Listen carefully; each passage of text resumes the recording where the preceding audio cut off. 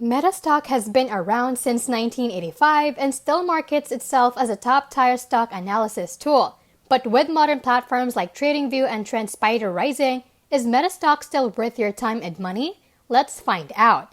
MetaStock offers powerful charting with over 300 indicators, real-time data from Refinitiv, and built-in backtesting tools called expert advisors.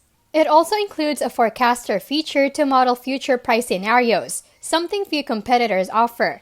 The Zenith add-on provides global news and fundamental data, making it useful for multi-asset traders. It supports both end-of-day and intraday traders with a robust Explorer for scanning markets. However, the software feels outdated and has a steep learning curve.